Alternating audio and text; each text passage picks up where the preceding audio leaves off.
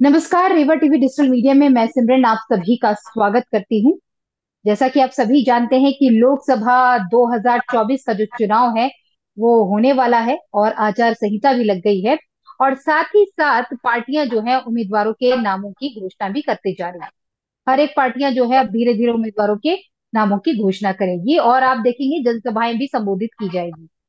इस बीच एक ये जो हुआ हमारे देश में एक परिवर्तन की सीए जिसका हम बेसब्री से इंतजार कर रहे थे उसकी अधिसूचना जारी कर दी गई। जैसे ही जारी की गई तो बहुत सारे लोग खासकर विपक्षी दल ये कहने लगे भैया कि ऐन चुनाव के मौके पर ये सीए लाना क्या उचित है। तो इस विषय पर और अधिक जानकारी के लिए हमारे साथ मौजूद हैं प्रदीप माहूर जी जो कि राजनीतिक विश्लेषक हैं और राजनीति में बहुत अच्छी पकड़ रखते हैं। तो क्या कहना है सर आपका? सबसे पहले तो स्वागत है आपका रेवा टीवी डिजिटल मीडिया में। धन्यवाद। नमस्कार। बहुत बढ़िया विषय आपने चुना है। और देखिए क्या है कि ज्यादातर लोग, स्पेशली अगर मैं अपोजिशन की बात करूं, मीडिया की बात करूं, सभी लोग ये देख रहे हैं कि भारतीय जनता पार्टी ने चुनाव से जस्ट पहले जो सीए का अनाउंसमेंट किया हुआ है इसमें कुछ पॉलिटिकल गेम होगा। लेकिन मेरे हिसाब से अगर देखा जाए तो ये पॉलिटिकल गेम से ज्यादा ये एक तरीके का एक ह्यूमैनिटेरियन ग्राउंड पे लिया हुआ फैसला है। जिस समय भारत पाकिस्तान का विभाजन हुआ था उस समय पाकिस्तान, ईस्ट पाकिस्तान और वेस्ट पाकिस्तान हुआ करता था, जो कि आज के समय में बांग्लादेश के नाम से जाना जाता है। और उस समय पे ये पूरे के पूरे रीजन के अंदर करीब 22% की हिंदू पॉपुलेशन रहा करती थी। ऐसे ही अफगानिस्तान में भी करीब 1 लाख के आसपास सिख रहा करते थे और एक सब्सटेंशियल हिंदू पॉपुलेशन वहां पे भी रहा करती थी। अफगानिस्तान वैसे तो आजादी के पहले ही एक तरीके से सेपरेट हो गया था भारत से, लेकिन अफगानिस्तान भी भारत का ही एक हिस्सा हुआ करता था अगर हिस्टोरिकल हम पैरामीटर्स के ऊपर बात करें। तो ये पूरे रीजन जो थे, यहाँ पे हिंदू पॉपुलेशन डिसाइड करती थी, जिसमें कन्वर्जन्स हुए, पोस्ट कन्वर्जन्स हुए, बाहर से जो इन्वेडर्स आए उन लोगों ने प्रेशर डाल के कन्वर्जन्स किए और ये इस्लामिक एरियाज में डेवलप हुए, जिसकी वजह से एक डिसीजन लिया गया कि इन एरियाज को भारत से अलग किया जाएगा और मुस्लिम पॉपुलेशन को यहाँ पे रहने के लिए जगह दी जाएगी और हिंदू वहां पे माइनॉरिटी की तरीके से रह गया। आज के समय अगर देखा जाए तो इन एरियाज में, स्पेशली अगर मैं पाकिस्तान की बात करूं, तो वहां पे हिंदू पॉपुलेशन जो है वो 2% से भी कम रह गई है। सेंसस नहीं हुआ है, लेकिन अगर सेंसस होता है तो कुछ लोग तो ऐसा भी बोलते हैं कि 1% भी हिंदू पॉपुलेशन नहीं। अब ये हिंदूज कहाँ गए? क्या ये सारे के सारे समुन्द्र में कूद गए? नहीं, ऐसा कुछ नहीं हुआ है। हुआ ये है कि वहां पे इतना अत्याचार हुआ है हिंदुओं के साथ में कि या तो वो कन्वर्ट हो गए, परिवार में जो बच्चियां हैं उनकी मुस्लिम से मैरिज कर दी गई जबरदस्ती, या फिर ये हुआ है कि कुछ लोगों ने इस्लाम अपना लिया है और कुछ लोग जो है देश छोड़ के भाग गए। उनमें से कई सारे लोग जो है भारत में भी आए। इसी प्रकार से बांग्लादेश में जिस समय बांग्लादेश का डिवीजन हुआ था उस समय भी बहुत सारे, जब पाकिस्तान और बांग्लादेश जो है अलग होके दो अलग देश बन गए थे, उस समय भी बहुत सारी कम्युनिटीज जो है भारत में आई थी।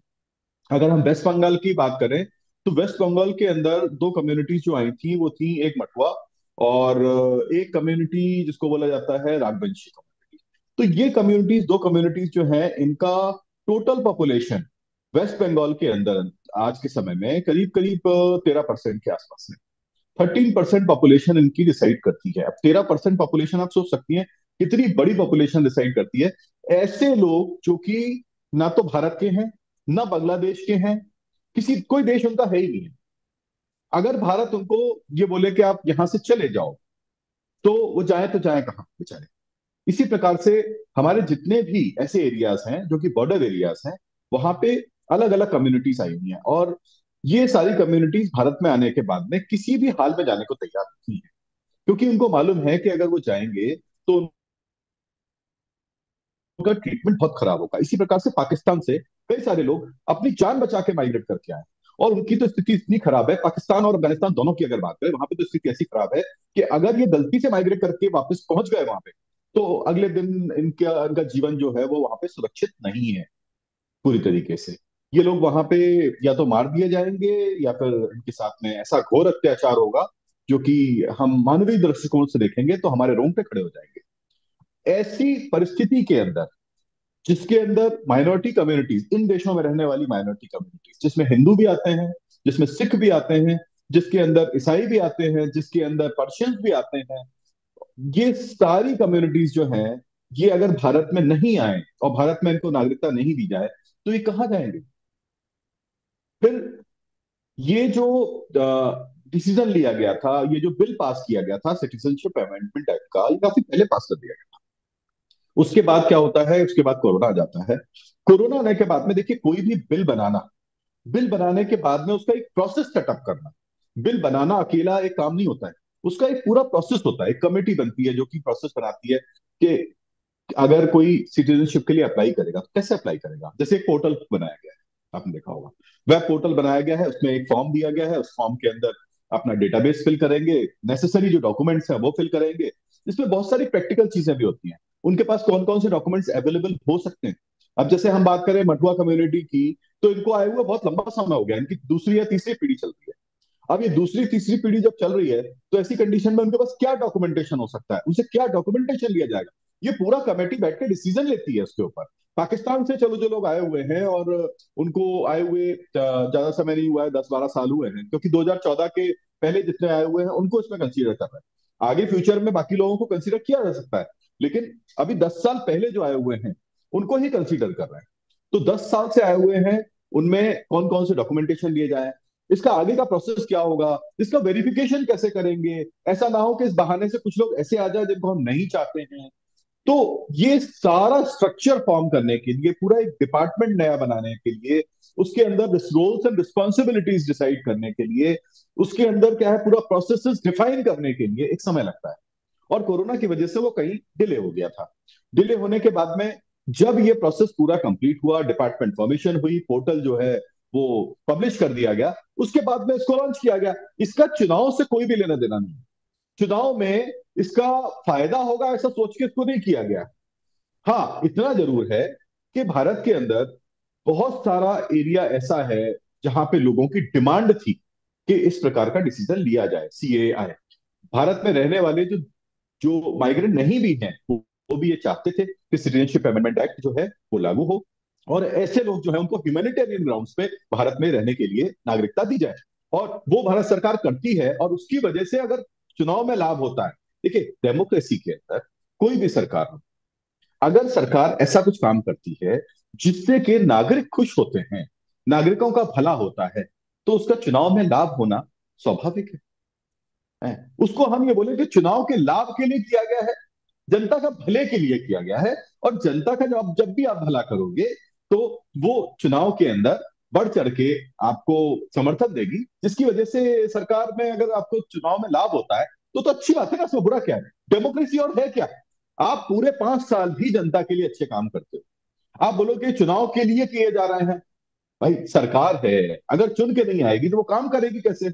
और अच्छा काम करेगी तो आप बोले चुनाव के लिए कर रहे हैं।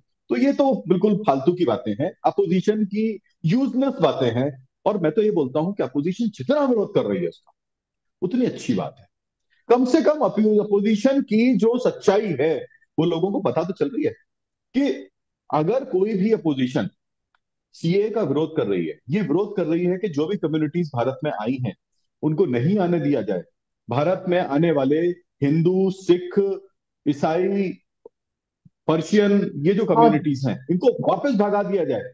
तो ऐसे लोग भारत के हित में बात करने वाले नहीं हैं, ये समझ में आता है हम लोग। इस इन एक्टिविटीज से अपोजिशन को कई बार लाभ क्या है मुझे समझ में नहीं आता है। आप एक चीज सोच के देखो, कर्नाटका में कांग्रेस की गवर्नमेंट आती है, वहां पे गवर्नमेंट आने के बाद में पाकिस्तान जिंदाबाद के नारे लगते हैं, बहुत सारी दूसरी भी चीजें हुई हैं वहां पे, लेकिन उसके अलावा पाकिस्तान जिंदाबाद के नारे लगते हैं। अब पाकिस्तान जैसा भिखारी देश, जिसको कोई पूछने को तैयार नहीं है पूरे विश्व में, है, उसके नारे तुम हिंदुस्तान में जिंदाबाद के लगा रहे हो। पाकिस्तान तो मालूम है, खुशी के मारे फूला नहीं समाता होगा कि भारत में भी ऐसे गधे रहते हैं जो कि वह यहाँ पे भी पाकिस्तान जिंदाबाद के नारे लगा लेते हैं। हमारी तो हालत खराब है, हम तो भीख मांगने के लिए बैठे हुए हैं। अगर जरूरत पड़ जाए तो मोदी जी के पैर पड़ ले वो लोग, उनकी वो स्थिति है। और उसके बाद में, क्योंकि उनको समझ में आ रहा है ना कि भारत ने जो एक्शन लिए हुए हैं, एक्सपोर्ट बंद कर दिया है, उसकी वजह से उनकी माली हालत बिल्कुल चरमरा चुकी है।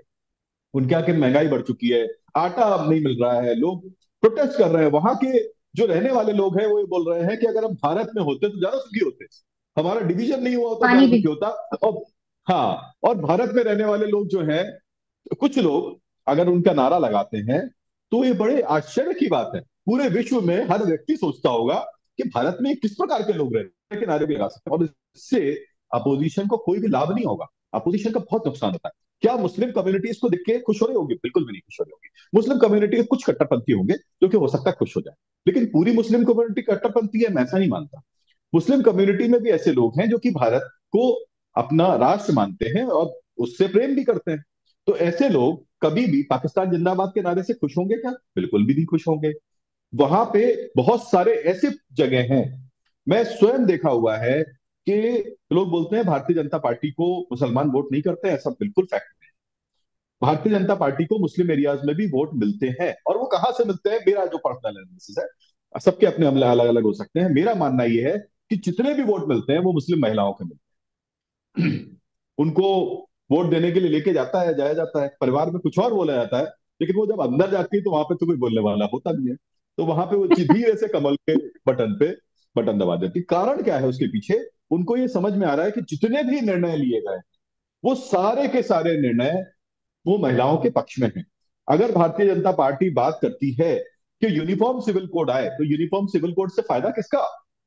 मुस्लिम महिलाओं का फायदा है, डायरेक्ट मुस्लिम महिलाओं का फायदा है। आप देख लीजिए, अगर यूनिफॉर्म सिविल कोड आता है तो अगर पिता की मृत्यु हो जाती है तो उसके बाद में प्रॉपर्टी की वारिस मां हो जाती है, जो हिंदुओं के अंदर रूल है। लेकिन उनका क्या होता है, जो बेटा होता है वो वारिस होता है, मां की कोई वहां पे अस्तित्व ही नहीं है देखा जाए तो मां को जिसको अस्तित्व मिल रहा है वो तो जाके भारतीय जनता पार्टी को वोट करेगी। बहनों का शेयर होना ये हिंदू एक्ट में है, लेकिन मुस्लिम एक्ट में बहनों का तो कोई शेयर होता नहीं है। दो या तीन पत्नियां रखना, कौन सी ऐसी पत्नी होगी जो ये चाहेगी कि घर में दूसरी महिला आ जाए? कोई भी नहीं चाहेगी। तो वो तो भारतीय जनता पार्टी को वोट करेगी करेगी। तो इसी प्रकार से अगर आप पाकिस्तान जिंदाबाद के नारे लगवाते हो कहीं पे भी, और अपोजिशन कहीं भी लगवाता है, तो उससे पूरा का पूरा लाभ भारतीय जनता पार्टी को होता है। इन लोगों ने पूरा क्लियर कर दिया, सबको ये क्लियर करके बता दिया है कि भाई हम तो भारत के ही खिलाफ है, हम एक पार्टी के खिलाफ नहीं है। धीमे धीमे मोदी जी के विरोध में बातें करते करते ये लोग भारत के ही कब खिलाफ हो गए तो समझ में नहीं आया। आज के समय में जितने भी इनके एक्शन है, देखिए बाहर जाते हैं तो भारत के खिलाफ बात करते हैं, भारत के अंदर जो भी एक्टिविटीज करते हैं तो भी भारत के खिलाफ एक्टिविटीज करते हैं। तो दो तरीके की फोर्सेस हो गई। एक भारतीय जनता पार्टी हो गई जो प्रो नेशन है, जो कि राष्ट्र के उत्थान के बारे में बात करती है, राष्ट्र के विकास के बारे में बात करती है, राष्ट्रीयता की बात करती है, राष्ट्र के गौरव के बारे में बात करती है। कहीं शेंगोल की बात होती है, कहीं राम मंदिर की बात होती है, कहीं महिला उत्थान की बात होती है, कहीं मुस्लिम महिलाओं के जो जो अत्याचार हो रहे हैं उनसे उनको बचाने की बात होती है। दूसरी तरफ एक राष्ट्र के विरोध में पार्टी खड़ी हुई है, जो कि बात करती है चाइना की बात करती है, जो बाहर जाती है तो चाइना की तारीफ करती है, जो पाकिस्तान जिंदाबाद के नारे लगवाती है, जो भारत के खिलाफ षड्यंत्र रचती है, जो बाहर के पैसे का उपयोग करती है भारत में आंदोलन कराने के लिए उपयोग करती है। तो ये सारी चीजें सबको समझ में आ रही हैं। तो जो भी भारत को प्रेम करते हैं वो सारे के सारे भारतीय जनता पार्टी के साथ होते चले जा रहे हैं, और पूरा कंफ्यूजन क्लियर होता चला जा रहा है। किसी को भी आज के समय में कंफ्यूजन नहीं है कि कौन सी पार्टी जो है वो भारत के हित में सोचती है, कौन सी पार्टी भारत के विरोध में सोचती है। लोग तो यहां तक डरने लग गए हैं कि भाई कुछ भी हो जाए, अभी क्या ठीक है जो चुनाव हो रहा है उसमें समझ में आ रहा है सब कुछ इस तरह की लहर है, तो एनडीए जो है वो बिल्कुल एक तरीके से स्वीप करने वाला है। लेकिन उसके बाद भी कुछ लोग बोलते हैं भाई चुनाव का कोई भरोसा नहीं होता, कभी कहीं गलती से ऐसा हो गया, गलती से ऐसा हो गया तो हमारा तो जीना मुश्किल हो जाएगा, लोग ऐसा बोलते हैं आज के समय में। और वो भी ऐसे लोगों के मुंह से मैं सुनता हूं जो एक समय में कांग्रेस सपोर्टर हुआ करते थे। बड़ी खुशी होती है मुझे। अरे अब भाई ऐसा ना हो जाए कहीं गलती से ये राहुल गांधी कहीं अगर एक्सेल कर गया, कहीं इसकी नंबर सीट बढ़ गई, और कहीं ऐसा ना हो जाए कि मिली जुली सरकार आ जाए, कहीं ऐसा ना हो जाए कि मोदी जी का संख्या कम हो जाए और ये बोल कर मैं ये कांग्रेस के सपोर्ट और बोला, मुझे बड़ी अंदर से बिल्कुल शांति मिल जाती है। मैं बोलता हूँ मोदी जी ने जो बीड़ा उठाया था, जो उन्होंने क्या है कि एक्शन प्लान अपना डिसाइड किया था, बिल्कुल एकदम कांग्रेस एकदम मुक्त। निशाने पे लगा। बिल्कुल। लेकिन ये देखने को मिलता है कि आप देखिए कि इतना ओवर कॉन्फिडेंस है। आप एक बार भारत जोड़ो यात्रा निकालते हैं, कहते हैं हमने 4,000 किलोमीटर तय किया भारत यात्रा, और वो भी भारत जोड़ो यात्रा पैदल। कहीं से आप गाड़ियों में बैठते हैं, कहीं जो फुटेज बनाने रहते हैं आप पैदल निकल जाते हैं। आज उनकी बहन जी कह रही हैं कि 7,000 के लगभग इन्होंने न्याय यात्रा कर ली है। उस न्याय यात्रा में भी आप क्या कर रहे हैं? आप कह रहे हैं कि हम न्याय दिलाने के लिए निकले। किसको दिलाने के लिए निकले? अग्निवीरों को दिलाने के लिए निकले। और आप सोचिए कि ऐसे फेक वीडियोस बनाए जा रहे हैं कि अग्निवीर करके एक बंदा आता है, वो 4.5 साल वहां उसने ट्रेनिंग ली। तो भाई, पहली बात तो ये लोग अपना, मुझे ऐसा लगता है कि तैयारी करके नहीं बोलते। अभी अग्निवीर कब लागू हुआ? कितने साल हो गए? क्या साढ़े चार साढ़े कैसे चार साल साल कैसे हो हो गए? गए? पहली बात। दूसरी बात, वो बंदा कौन है जो इतना महान है, अग्निवीर की ट्रेनिंग लेकर आया? उसके 4.5 साल पूरे भी हो गए, और उसके बाद उसको छल भी लिया गया, उसको एक पेमेंट नहीं मिली, और उसके बाद साथ ही साथ कह रहे कोई पैसा नहीं मिला। ठीक। फिर ये कहते हैं कि जातियों में बांट देते हैं। जैसे ही चुनाव आता है, राहुल गांधी ओबीसी का जो रोना रोते हैं, उसके बाद आप देख ही रहे हैं क्या। फिर उसके बाद वो खड़े हो जाते हैं, कहते हैं कि भाई बनारस के जो बच्चे हैं, वो क्या करते हैं, नाचते गाते रहते हैं, पिए पड़े यहाँ पड़े रहते हैं, और ये नशा करते हैं। कहाँ बोल रहे हैं आप? बनारस में। बनारस में आप न्याय यात्रा निकाल रहे हैं और बनारसियों को ये बोल रहे हैं। ठीक। जो तथाकथित कुछ पत्रकार हैं, वो भी आकर यही कहते हैं कि बनारस एक अजीबोगरीब शहर है।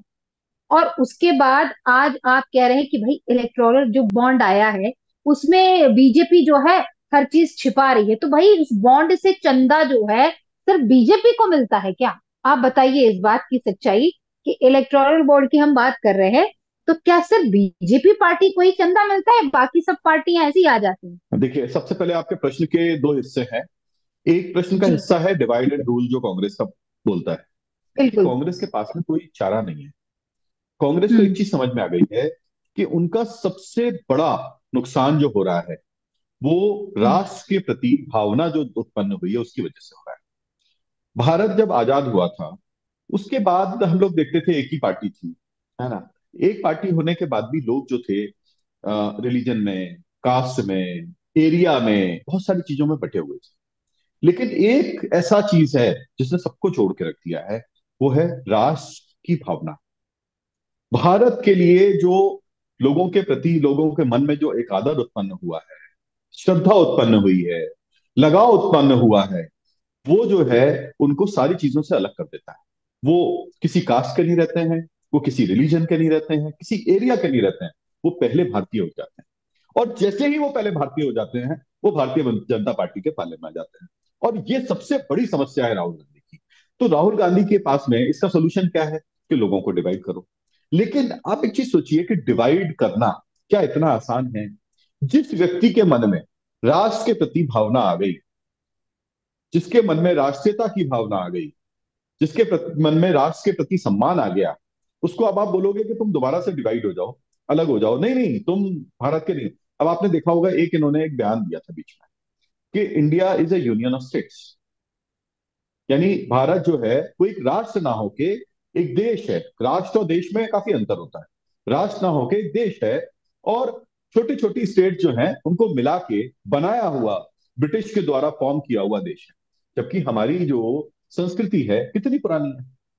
उस संस्कृति में अगर हम पुराने जमाने की भी बात करें, तो उस समय में भी संस्कृति के अंदर, चाहे व्यक्ति तमिल हो, चाहे वो तेलुगु हो, चाहे वो कन्नड़ हो, चाहे वो नॉर्थ में कहीं रहने वाला हो, चाहे ईस्ट में रहने वाला हो, चाहे उड़ीसा में रहने वाला हो, लेकिन हमारा जो कल्चर है वो एक दूसरे से बिल्कुल मैच करता है। उसमें थोड़ी थोड़ी भिन्नताएं जरूर है, लेकिन ओवरऑल वाइडर पर्सपेक्टिव में हम देखेंगे तो कल्चर हमारा पूरी तरीके से मैच करता है। कहीं पे चावल खाए जाते होंगे, कहीं पे गेहूं खाया जाता होगा, कहीं पे सांभर खाई जाती होगी, कहीं पे दाल खाई जाती होगी, कहीं, लेकिन क्या है, जहां रिलीजन की बात आती है, तो देवी देवता जो है जिनकी पूजन होता है वो एक जैसे हैं। और हम बात करें, कोई अगर वैष्णव अपने आप को बोलता है, तो हम अपने घर की ही बात करें, तो मैं अगर व्यवहार से अगर शैव हूं, है, तो ऐसा नहीं है कि कहीं भगवान कृष्ण का मंदिर मिलता है, वहां पे जाते हैं। मेरी धर्मपत्नी है, वो भगवान श्री कृष्ण जी को मानती है, तो श्री कृष्ण जी को मानती है, वैष्णव संप्रदाय से आती है, तो वहां पे भी जाते हैं, तो वहां पे भी श्रद्धा से नमन ही नहीं करते, वहां पे भजन भी करने बैठ जाते हैं, है ना। तो कोई ऐसा डिस्पैरिटी और अलगाव नहीं है लोगों के अंदर। जो छोटे मोटे अलगाव डाले गए थे वो खत्म हो रहे हैं। लोग एक भारत के एक सूत्र में, एक माला की तरह जुड़ते चले जा रहे हैं। और उसका सबसे बड़ा नुकसान इनको हो रहा है, तो इनकी एक मजबूरी है। तो ये बार बार ये कोशिश करते हैं कि किसी प्रकार से टूटे फूटे लोग मिल जाए, ऐसे लोग मिल जाएं जो कि आपस में डिवाइडेड हो। और उनका उपयोग करके उनको छोटे छोटे लालच देंगे, इंडिविजुअल लालच देंगे। देखो तुम्हारी कास्ट को हम ये फायदा दे देंगे, वो कास्ट हमारी तरफ आ गई, ये आ गई। ये लोग पहले पूरा का पूरा मैट्रिक्स ऐसे ही बनाते थे, फलानी कास्ट ढिकानी कास्ट ये वो। आज भी कुछ कुछ ऐसा करना पड़ता है, ऐसा नहीं है। पॉलिटिकल सिनेरियो का मतलब है कि वहां पे देखना पड़ता है कि कौन कौन से डायनेमिक्स है कुछ जगहों। लेकिन इतने वाइडर डायनेमिक्स नहीं बचे हुए हैं, अभी काफी इंटरमिक्स हो चुका है। और उसका सबसे बड़ा नुकसान कांग्रेस को हो रहा है। तो वो कोशिश करती रहती है, लेकिन उनकी कोशिश जो है वो कामयाब नहीं हो पा रही है। क्योंकि परिपक्वता जैसे जैसे सोसाइटी के अंदर आती है, जैसे जैसे सोसाइटी मैच्योर होती है, वैसे वैसे वो इन छोटी छोटी चीजों से अलग होती चली जाती है। अब दूसरा जो आपका प्रश्न है, जो आपका दूसरा प्रश्न है कि इलेक्टोरल बॉन्ड्स के ऊपर, कि इलेक्टोरल बॉन्ड्स में किसको डोनेशन मिला, क्या हुआ। देखिए इलेक्टोरल बॉन्ड्स को इन्होंने बहुत ज्यादा उसको एग्जाम्प्लीफाई करके कोशिश करी। सबसे पहले तो पूर्ण सम्मान के साथ में मैं ये बोलता हूं कि सुप्रीम कोर्ट ने जो भी निर्णय दिया वो श्रद्धार्ह है। लेकिन हम सब भारत के नागरिक हैं, और नागरिक होने के नाते हमको एक स्वतंत्रता मिली हुई है। वो स्वतंत्रता है कि हम राइट टू स्पीच जिसको बोलते हैं, हम अपने मन की अगर बात है वो कह सकते हैं, और उसमें कंटेम्प्ट ऑफ कोर्ट नहीं लगता है। मन की बात कहना गलत नहीं है। मेरा ऐसा मानना है कि हम अगर कोई भी इंस्ट्रूमेंट की फॉर्मेशन होती है, जैसे मान लीजिए इलेक्टोरल बॉन्ड्स बनाया गया, इलेक्टोरल बॉन्ड्स को कोर्ट ने एकदम से ये बोल दिया कि अनकॉन्स्टिट्यूशनल है। क्यों अनकॉन्स्टिट्यूशनल है? क्योंकि इसके अंदर ट्रांसपेरेंसी नहीं है। तो मैं एक प्रश्न करता हूं कि अगर इसके अंदर ट्रांसपेरेंसी नहीं, तो क्या चेक के अंदर ट्रांसपेरेंसी है? तो क्या आपका कैश में ट्रांसपेरेंसी है? अगर एक इंस्ट्रूमेंट पे लगाया, तो एक लॉजिकल पर्सपेक्टिव से सोचना चाहिए कि किसी में भी ट्रांसपेरेंसी नहीं है। तो ट्रांसपेरेंसी लाने के लिए कुछ प्रावधान करने चाहिए कि किसी भी व्यक्ति का डोनेशन आया उसको 15 दिन के अंदर आपको वेबसाइट पे चढ़ाना है, फलानी फलानी, जिससे कि वो देखा जा सके। ये एक तरीका हो सकता है, इसके ऊपर विचाराधीन हो सकता है। एक तरीका हो सकता था जो कि इसका सजेशन आ सकता था। किसी भी इंस्ट्रूमेंट को अनकॉन्स्टिट्यूशनल कह देना बहुत आसान है, लेकिन उसके अंदर इंप्रूवमेंट लाना मुश्किल है। इंप्रूवमेंट के सजेशन होने चाहिए थे। मान लीजिए कोर्ट को ऐसा लग रहा है कि इसके अंदर कुछ कमियां हैं, तो कमियों को दूर कैसे किया जाए? उसको अनकॉन्स्टिट्यूशनल कह दिया, उसको बता दिया कि इसको बिल्कुल सिरे से हटा दिया जाए। किसी भी पार्टी को किसी व्यक्ति ने अगर डोनेशन किया है और उसको एक आधार मिल रहा है कि हमको इसको पब्लिक में डिक्लेयर नहीं करना है, ये हमारा सीक्रेट डोनेशन है, इसको अगर आप चाहो तो आप उसमें वेबसाइट में अपने एक्सेल शीट में के फॉर्म में, ठीक है, इलेक्शन कमीशन को दे सकते हो। लेकिन ये जनता में नहीं आना चाहिए। अगर वो व्यक्ति ऐसा चाह रहा है तो वो उसका अधिकार है, क्योंकि उसको लिख के मिला हुआ है कि ये कॉन्स्टिट्यूशनल आपको वो मिला हुआ है, एक अम्ब्रेला मिला हुआ है कि ये आपका डेटाबेस बाहर नहीं जाएगा। आज देख रहे हैं कि वो डेटाबेस सरेआम जगह जगह बट रहा है। कहीं कुछ जगह पे इसका दुरुपयोग भी हो सकता है। अब आप सोचिए कोई व्यक्ति है, वो वेस्ट बंगाल में रह रहा है, उसने डोनेशन किया, कल को ये सामने आता है कि इसका डोनेशन जो था वो किसी एक्स वाई जेड पार्टी को गया, मैं नाम नहीं ले रहा हूं किसी का भी, और वहां के गुंडे अगर उस वजह से उसको प्रताड़ित करते हैं, तो इसका जिम्मेदार कौन सी कोर्ट होगी? वो कौन सी कोर्ट में किस धारा के तहत जाके कहे कि अपना गुहार लगाएगा कि कोर्ट के एक निर्णय की वजह से उसका जीवन संकट में पड़ गया, है ना? इन चीजों के ऊपर विचार करना चाहिए था, इन चीजों के ऊपर विचार होना चाहिए था। और कुछ ना कुछ इसके अंदर मुझे कमी लगती है। जिस प्रकार से इस डिसीजन को लेके आए, मैं डिसीजन को नकार नहीं रहा हूं, अपना एक सजेशन दे रहा हूं भारत का नागरिक होने के नाते। वो सजेशन जो है वो पहुंचना चाहिए लोगों तक, उसके ऊपर विचार होना चाहिए, उसके ऊपर दोबारा बोलना चाहिए। दूसरी चीज, एक और भी बात मैं बोलता हूं कि अगर कोई भी बिल पास किया जाता है, जैसे सीए की बात करें, सीए को कोर्ट में चैलेंज करने की बात हो रही है ना? अब बिल पास करने में एक बहुत लंबा प्रोसेस होता है, पास करने में और उसको एग्जीक्यूट करने में, ये दोनों एक लंबे प्रोसेस होते हैं। सबसे पहले एक ड्राफ्टिंग कमेटी होती है जो कि उसको ड्राफ्ट करती है। ड्राफ्टिंग कमेटी के बाद में वो आता है, एक स्क्रूटनी कमेटी होती है जो कि उसके अंदर देखती है कि कोई कमियां है नहीं है, कुछ एडिशन सब्सट्रैक्शन हो सकते हैं, वो देखती है। उसके बाद उसकी फर्स्ट रीडिंग होती है, उसके बाद सेकंड रीडिंग होती है, उसके बाद थर्ड रीडिंग होती है। लोकसभा राज्यसभा दोनों हाउसेस में वो पास होता है। पास होने के बाद वो प्रेसिडेंट हो जाता है। प्रेसिडेंट उसके ऊपर फिर विचार करते हैं, विचार करने के बाद वो उसके ऊपर सिग्नेचर करते हैं, और जब सिग्नेचर कर देते हैं तो उसके बाद फिर वो वापस कोर्ट में चला जाता है। आज के समय में देख रहा हूं मैं, कोर्ट में चला जाता है, और कोर्ट के अंदर उसके ऊपर फिर से विचार होता है कि ये सही है कि गलत है। जिस चीज के ऊपर प्रेसिडेंट ने एक बार सिग्नेचर कर दी है, ठीक है, उसके बाद में एक इलेक्टेड गवर्नमेंट है जिसको कि जनता ने चुना है, वो एक निर्णय ले रही है। निर्णय लेने के बाद में भारत के जो प्रमुख पोजीशन है, प्रथम नागरिक माना जाता है भारत में प्रेसिडेंट को, वो अगर एक बार सिग्नेचर कर देते हैं, उसके बाद में कोर्ट में उसको विचाराधीन होने की आवश्यकता ही नहीं है, देखा जाए तो।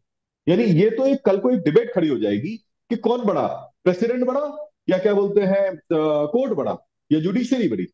यानी जुडिशरी और प्रेसिडेंट के बीच में ऐसा इस तरीके का कंपटीशन आना, क्योंकि पहले देखा गया है जैसे कि शाह बानो केस आया था, शाह बानो केस में जुडिशरी ने कुछ और डिसीजन दिया था, और उसके बाद में असेंबली ने उस डिसीजन को ही पलट दिया था। तो उस समय तो क्या दिखाई देता था कि असेंबली जो है काफी स्ट्रांग है जुडिशरी से। आज के समय क्या दिखाई दे रहा है, हर बिल जाके कोर्ट में पहुंच जाता है, और कोर्ट में जाने के बाद में जिस समय पे देखिए आर्टिकल 370 की बात हो रही थी, जब ये कोर्ट में पहुंचा, मैं आपको सच बताऊं ना, मैं अंदर से थोड़े समय के लिए काफी एक प्रेशर में था, दबाव में था। मैं बार बार जाके यूट्यूब पे खंगाल खंगाल के देख रहा था कि क्या चल रहा है आज कोर्ट में, क्या चल रहा है।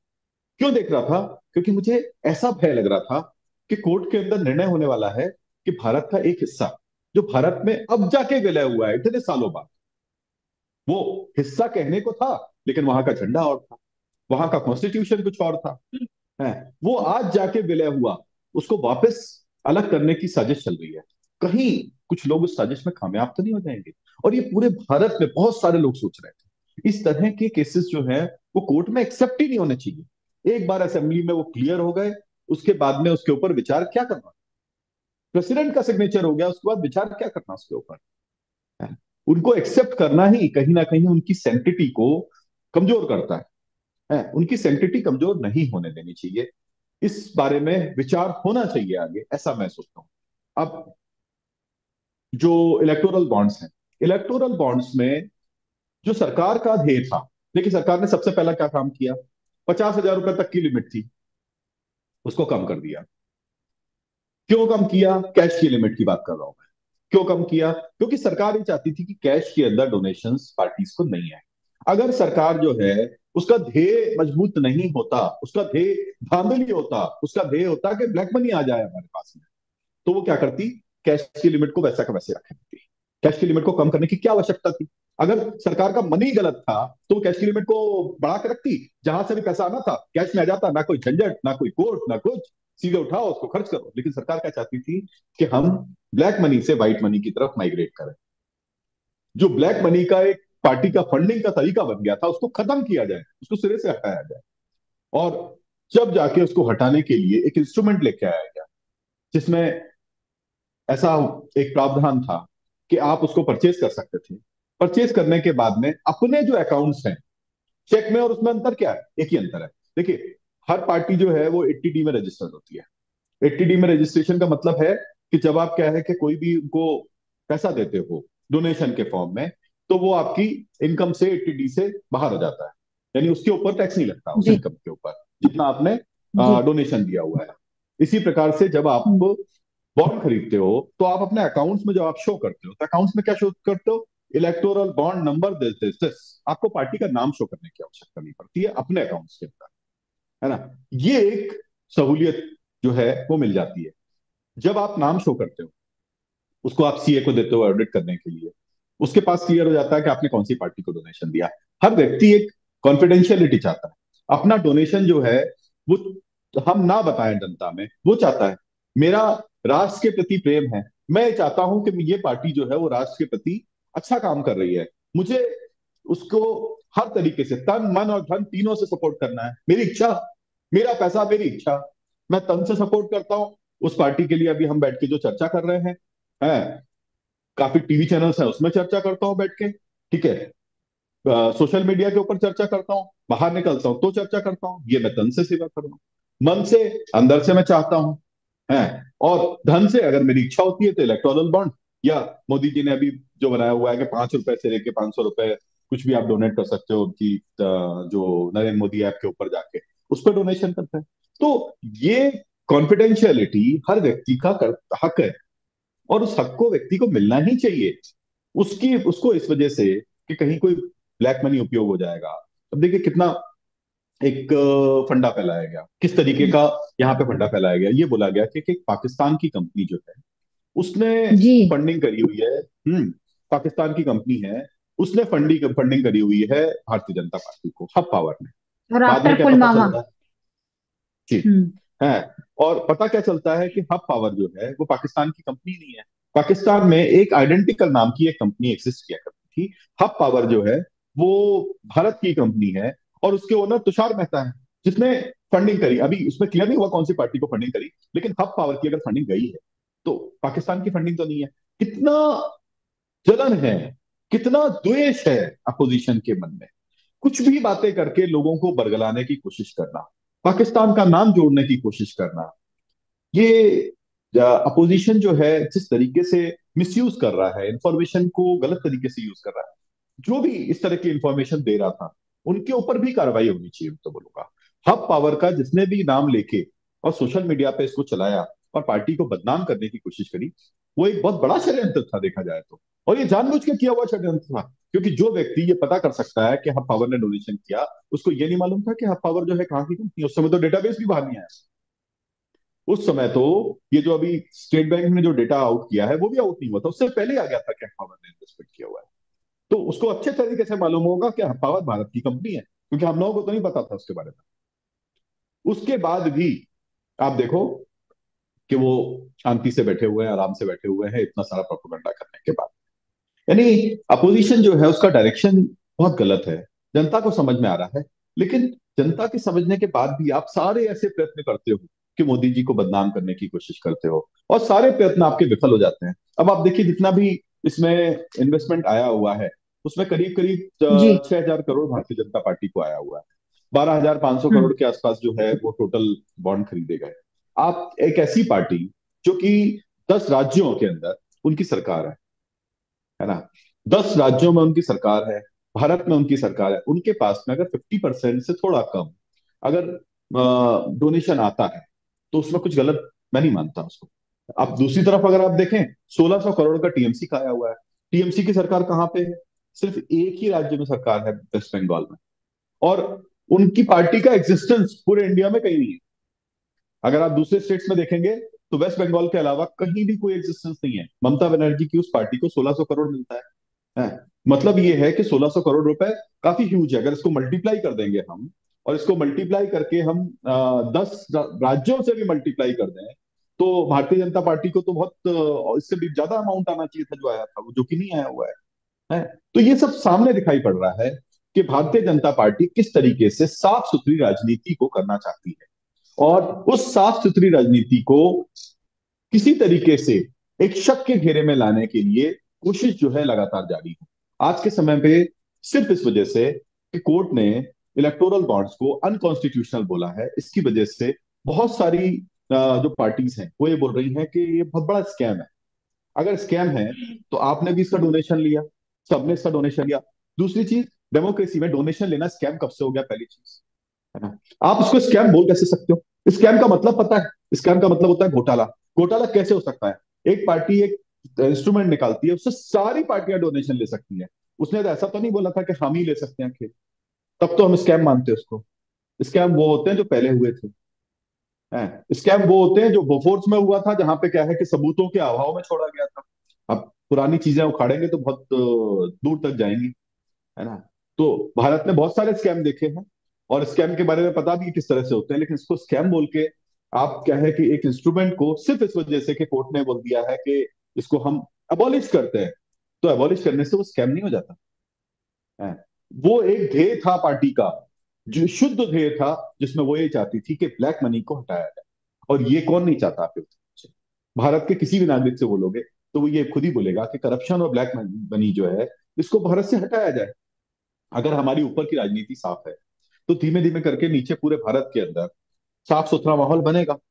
अगर ऊपर ही बिल्कुल। खराब लोग बैठे होंगे तो नीचे हम एक्सपेक्टेशन नहीं कर सकते। आज के समय में हमारा एक समझ लीजिए भाग्य है कि हमारे पास में ऐसे प्रधानमंत्री बैठे हुए हैं, नरेंद्र मोदी जी जैसे। छोटी सी चीज थी, यहाँ पे करप्शन के नाम पे चिल्ला चोट होती थी भारत के अंदर। लोग बोलते थे कि 1 रुपए भेजते हैं, एक प्रधानमंत्री बोलते थे कि 1 रुपए भेजते हैं, और 15 पैसे। 10 पैसे 20 पैसे 15 पैसे 15 पैसे। पहुंचता है ना, 15 पैसे पहुंचता है।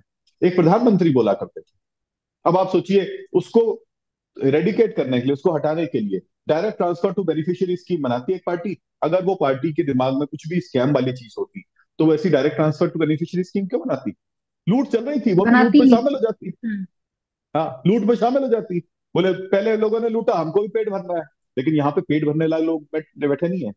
यहाँ पे वो लोग बैठे हुए हैं जिनको भारत को पूरे विश्व में तीसरे नंबर की इकोनॉमी बनाना है। ऐसे लोग बैठे हुए हैं जो भारत को पूरे विश्व में एक बड़ी महाशक्ति, एक बड़ी इकोनॉमिक पावर जो है बनाने के ऊपर बात कर रहे हैं।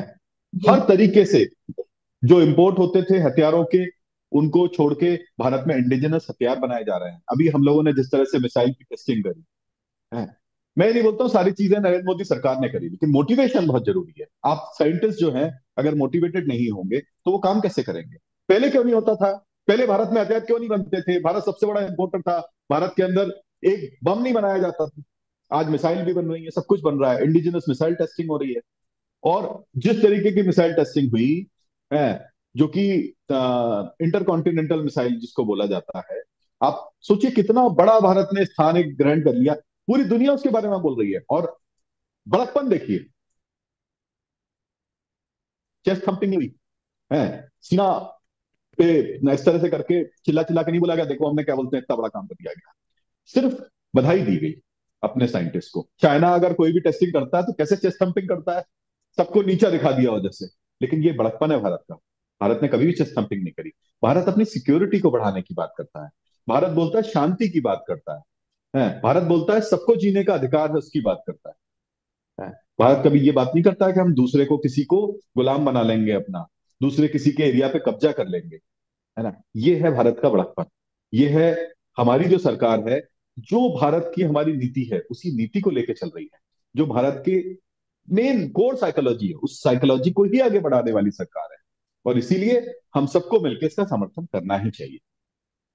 जी। बहुत महत्वपूर्ण जानकारी आपने दी और मैं चाहूंगी कि आगे आपसे मैं बातचीत करूं, और खासकर जो पार्टीज हैं और जिस प्रकार से प्रत्याशियों के नाम की घोषणा हो रही है और क्या क्या इम्पैक्ट पड़ने वाला है। और जो बात हम 400 की कर रहे हैं, तो 400 के पार की बात करेंगे, और कितनी एक्चुअली आपकी नजर से होगा, क्योंकि आपका जो कहते हैं ना कि वो आईक्यू जो है वो पहले से ही बता देता है कि भैया एमपी में जो है बीजेपी की सरकार बनेगी, राजस्थान में बीजेपी की सरकार बनेगी, और साथ ही साथ छत्तीसगढ़ में तो एज इट इज वो हुआ। तो अब इन फ्यूचर में क्या होगा इस पर हम आपसे जानकारी लेंगे। फिलहाल आपने बहुत फिगर महत्वपूर्ण नोट कर जानकारी लीजिए, दी। एक फिगर नोट कर लीजिए। एनडीए जी। 417, क्या बात है। 417, ये नोट कर लीजिए। फोर वन इलेक्शन के बाद जब बात सेवन करेंगे ना, तो इसको क्या है, रिपीट कर दीजिएगा बस। नहीं, अभी बात करेंगे हम लोग कुछ दिनों बाद की 417, तो क्यों। तो देखा आपने प्रदीप जी का क्या कहना है कि भाई अब की बार बीजेपी सरकार 400 के पार, और एक उन्होंने एक फिगर दे दिया है 417। तो आने वाले समय में जब हम उनसे बात करेंगे तो उनसे जरूर पूछेंगे 417 का जो आंकड़ा उन्होंने बताया है वो किस हिसाब से बताया है। तो आप सभी देखते रहिए रेवा टीवी डिजिटल मीडिया, और अधिक जानकारी के लिए आपको करना क्या है, अभी तक अगर आपने रेवा टीवी को सब्सक्राइब नहीं किया है तो सब्सक्राइब कीजिए, और अपने कमेंट जरूर दीजिए कि आप इसमें क्या सुझाव चाहते हैं और किस प्रकार के कार्यक्रम आप चाहते हैं। आप हमें कमेंट बॉक्स के साथ साथ डीएम भी कीजिए और बताइए कि आपको हमारे कार्यक्रम कैसे लगते हैं। धन्यवाद। जय श्री राम।